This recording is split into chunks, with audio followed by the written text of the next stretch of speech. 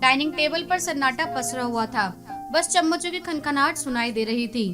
सुधा जी ने गुस्से से पनीर की सब्जी का कटोरा खिसका दिया। ये क्या बनाया है बहू? इसमें नमक है या जहर?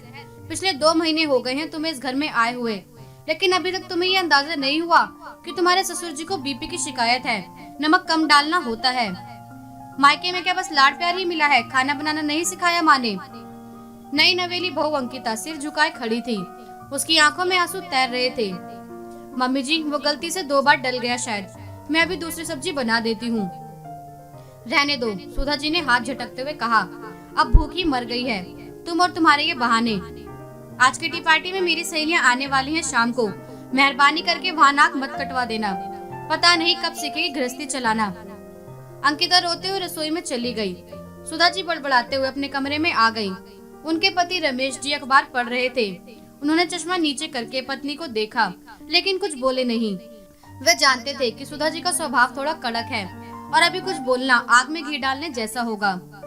शाम के 4 बजे थे। अंकिता ने डरते डरते मेहमानों के लिए समोसे और चाय तैयार की। गनीमत रही कि सब ठीक था। सहेलियों के जाने के बाद सुधा जी सोफे पर सुस्ता रही थी कि तभी उनका फोन बजा। स्क्रीन पर गुड़िया नाम चमक रहा था। ये उनकी बेटी तान्या का फोन था, जिसकी शादी 6 महीने पहले ही दूसरे शहर में हुई थी। सुधा जी के चेहरे पर जो कठोरता अंकिता के लिए थी, वे तान्या का नाम देखते ही ममता में बदल गई। हाँ मेरी लाडो, कैसी है मेरा बच्चा? सुधा जी ने चहकते हुए फोन उठाया, लेकिन दूसरी तरफ से तान्या के सिसकने की आवाज आई। मम्मी, तान्या बुरी तरह रो रही थी। सुधा जी का कलेजा मुंह को आ गया। क्या हुआ बेटा, तू रो क्यों रही है? दामाद जी ठीक तो है? किसी ने कुछ कहा क्या? तान्या ने रोते हुए बताया। मम्मी, आज पहली बार मैंने ससुराल में सबके लिए खीर बनाई थी। मुझे अंदाजा नहीं लगा और दूध फट गया। सारी खीर खराब हो गई। सासू माँ ने सबके सामने मुझे डांटा। उन्होंने कहा कि मुझे कुछ नहीं आता, मैं फूहड़ हूँ। मम्मी, मुझसे गलती तो हुई थी ना, मैं जानबूझकर थोड़ी ना बिगाड़ूंगी। अभी तो मैं नई हूँ, मुझे उनके घर के तौर तरीके सीखने में वक्त लगेगा ना। सुधा जी का चेहरा गुस्से से लाल हो गया। तेरी सास की इतनी हिम्मत? छोटी सी बच्ची से गलती हो गई तो क्या पहाड़ टूट पड़ा? उन्हें शर्म नहीं आती नई बहू को ऐसे रुलाते हुए? तू चिंता मत कर बेटा, मैं भी तेरे ससुर जी से बात करती हूँ। कह दूंगी कि मेरी बेटी कोई बावर्ची नहीं है जो पहले दिन से मास्टर शेफ बन जाए। उसे वक्त चाहिए, प्यार चाहिए। जो पराए घर में एडजस्ट होने की कोशिश कर रही है, उनका फर्ज है तुझे सपोर्ट करना। सुधा जी ने अगले 10 मिनट तक अपनी बेटी को ढांढस बंधाया। चुप हो जा मेरी गुड़िया, तू रो मत। वो लोग ही नासमझ हैं जो तेरी कदर नहीं कर रहे, मैं हूं ना। फोन रखने के बाद सुधा जी गुस्से में बड़बड़ाने लगी। पता नहीं कैसे कैसे लोग हैं दुनिया में, दूसरों की बेटियों पर जरा सा तरस नहीं खाते। मेरी फूल सी बच्ची को रुला दिया। तभी उन्हें पीछे से किसी के सिसकने की आवाज आई। सुधा जी पलटी। दरवाजे पर अंकिता खड़ी थी। उसके हाथ में सुधा जी की शाम की दवाइयां और पानी का ग्लास था। अंकिता की आंखें सूजी हुई थी, शायद वह सुबह से रो रही थी। एक पल के लिए सुधा जी को अंकिता के चेहरे में अपनी बेटी तान्या का चेहरा दिखाई दिया। सन्नाटा छा गया। सुधा जी के कानों में अपने शब्द गूंजने लगे जो उन्होंने अभी तान्या से कहे थे। वो अभी नई है, उसे वक्त लगेगा। उसे सपोर्ट करना उनका फर्ज है। दूसरों की बेटियों पर तरस नहीं खाते। सुधा जी का हाथ कांप गया। उन्हें ऐसा लगा जैसे सामने लगे आईने ने उन्हें तमाचा मार दिया हो।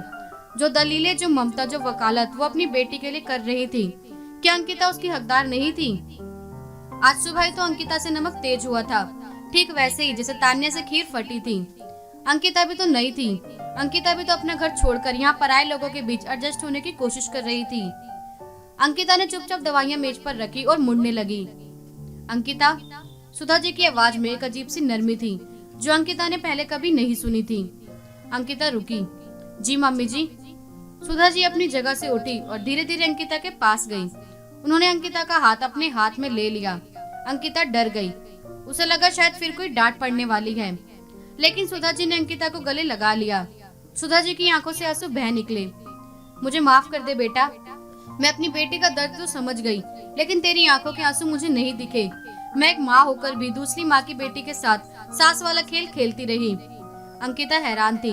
उसे समझ नहीं आ रहा था कि अचानक क्या हुआ। सासू जी ने उसके आंसू पोंछे। आज तान्या की सास ने उसे खीर बिगड़ने पर डांटा तो मुझे बहुत बुरा लगा। मुझे लगा वो गलत है, लेकिन सुबह जब मैंने तुझे नमक के लिए डांटा तब मैं कैसे सही हो सकती हूँ? तू भी तो किसी की तान्या है, तू भी तो अभी सीख ही रही है। मम्मी जी, अंकिता का गला भर आया। आज से इस घर में दोहरी कसौटी नहीं चलेगी। सुधा जी ने दृढ़ता से कहा, अगर तान्या को वहाँ सीखने का वक्त मिलना चाहिए तो तुझे भी यहाँ गलती करने का और सीखने का पूरा हक है। आज के बाद मैं तुझे डांटूंगी नहीं, सिखाऊंगी, बिल्कुल वैसे जैसे मैं तान्या को सिखाती अगर वो यहाँ होती। शाम को जब रमेश जी घर आए तो उन्होंने देखा कि सुधा जी रसोई में अंकिता के साथ खड़ी हैं और हंसते हुए उसे बता रही हैं कि सब्जी में मसाले का सही अनुपात कैसे रखते हैं। घर का माहौल बदल चुका था। वहाँ अब डर नहीं, एक दोस्त और मार्गदर्शक साथ था। सुधा जी समझ गई थी कि दुनिया तभी सुधरेगी जब हम अपनी बहू को वही दर्जा देंगे जो हम अपनी बेटी के लिए ससुराल में चाहते हैं। क्या हम भी अपने जीवन में ये दोहरी नीति अपनाते हैं? क्या सुधा जी की तरह अपनी गलती मान लेना ही बड़प्पन नहीं है?